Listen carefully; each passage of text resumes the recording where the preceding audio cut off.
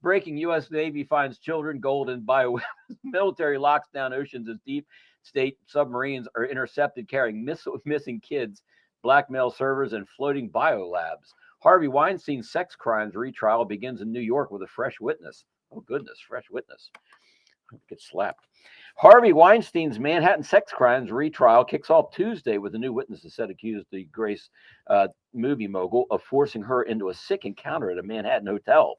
3 accusers in total will confront the jailed Pulp Fiction producer, whose 2020 conviction at the height of the Me Too movement was overturned on appeal, and trial set to last more than a month. Of the 2 women, Miriam Minnie Haley and Jessica Mann will take the stand again to describe how they were sexually assaulted by Weinstein, 73, the once powerful Hollywood kingpin who had been accused by more than 80 women of sexual misconduct. Of course, all of them are lying, right? Yeah. And Levitt just announced President Trump will be signing an order barring illegals from obtaining any Social Security benefits. Like, we have to have an order for that? I guess so. I guess so. Go later this afternoon, the president will be signing a presidential memorandum aimed at stopping illegal aliens and other ineligible people from obtaining Social Security Act benefits.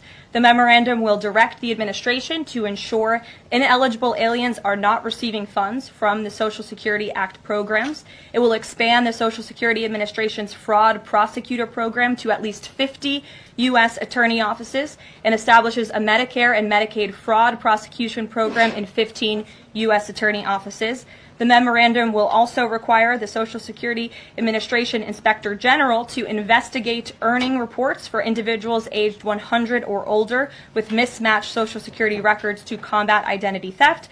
And the memorandum will direct the Social Security Administration to consider whether to reinstate the use of civil monetary penalties against individuals who engage in Social Security fraud, an effort that has been paused for several years. These taxpayer-funded benefits should be only for eligible taxpayers. And President Biden should think about what he did in his last term, which is allow tens of millions of illegal people into our country, many of whom were fraudulently receiving these.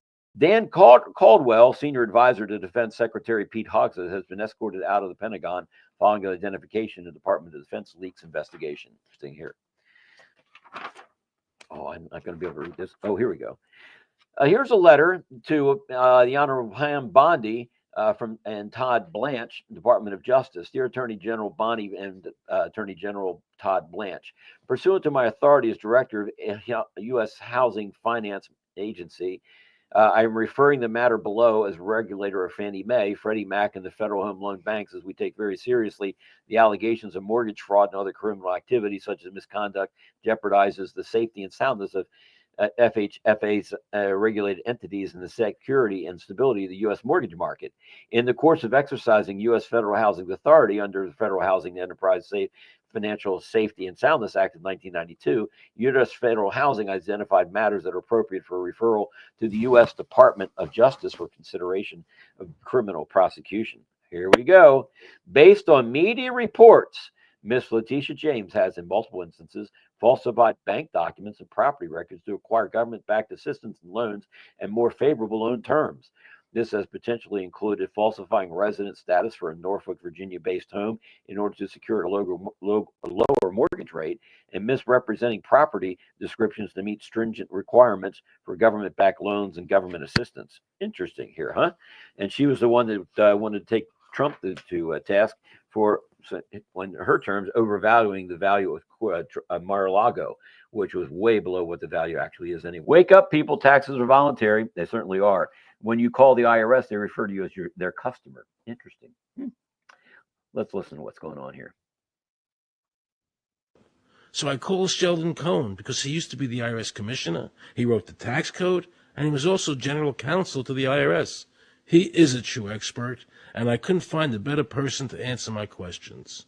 He graciously agreed to my interview. The reason I'm doing this documentary is because there are many people in America today who believe that there's no law that requires them to pay an income tax or file a 1040.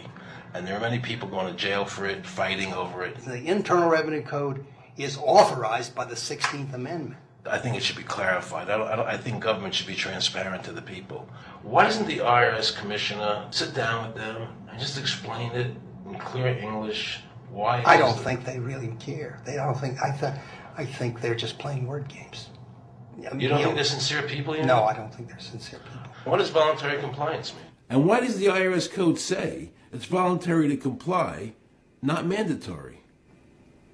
That's a word euphemism we use. We use voluntary compliance when we talk about traffic signals. Most people at 2:00 in the morning, do you stop at a red light? Yeah. Is there a cop there? Sometimes I don't.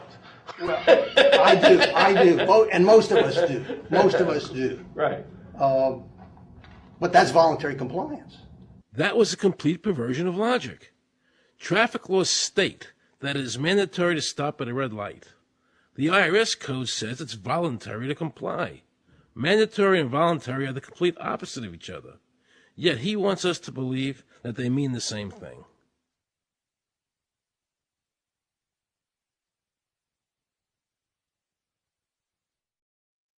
So let me get this straight. I'm paying taxes on my wages, then paying sales taxes to spend my own money, then paying income tax on the money that was already taxed. And then when I die, my kids have to pay the death tax, also known as estate tax, on my money that was already taxed. And then when people hate on me for doing everything I can to reduce my taxes. Mike, we ought to talk after the show here, buddy. The Chinese cannot replace the U.S. market. Without it, the Chinese economy collapses. Here's why. China's entire economic miracle was built on one thing, being America's cheap manufacturing hub. The Chinese miracle playbook was simple. Open markets to the West, offer dirt cheap labor, ignore safety standards, let Western companies rake in profits. That worked for decades, but China forgot something crucial. Others can do this too. Massive miscalculation. Beijing thought the American leaders they had made rich would protect them forever. They believed these corporate puppet masters would never let the U.S. stand up to China. Wrong. Along came Donald Trump, who owes them nothing. The numbers don't lie. U.S. exports to China, $143.5 billion. Chinese imports to the U.S., $438 billion.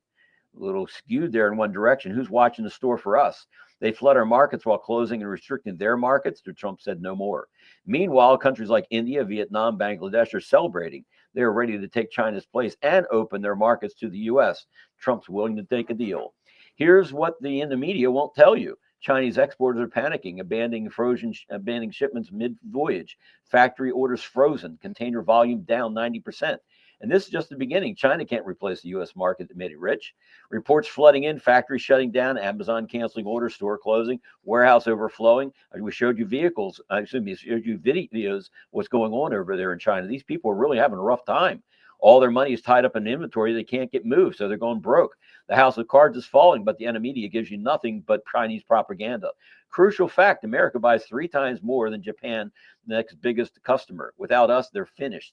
And they're already on the ropes. Will this affect U.S. customers? Surely.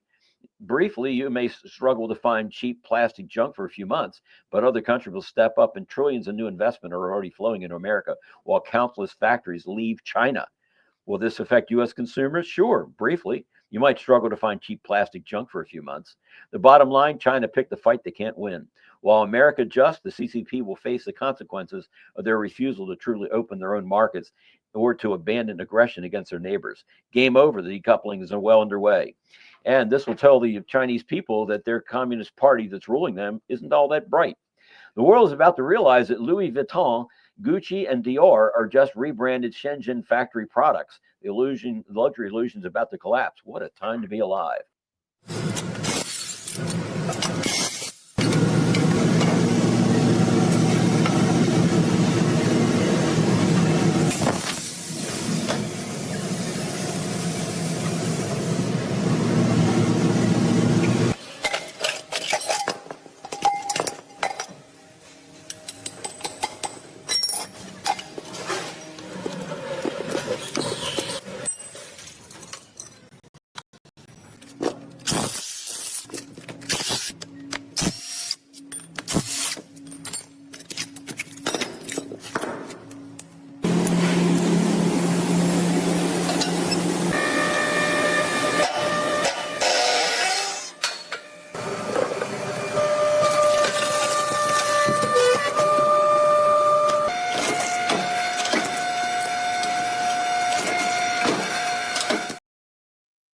So, folks, what do you think of all the effort they're going through over there in order to recycle copper out of used refrigerator compressors? What else are they pulling it out of? Folks, these people are working their tails off over there and being paid very, very little. Their still quality of life is very poor. We don't have inflation because the people are living too well. We have inflation because the government is living too well. And the last statement, just a few days ago, was a speech to the effect that we have inflation because government revenues have not kept pace with government spending. I see my time is running out here. I'll have to get this down very fast. Yes, you can lick inflation by increasing productivity and by decreasing the cost of government to the place that we have balanced budgets and are no longer grinding out printing press money, flooding the market with it because the government is spending more than it takes in.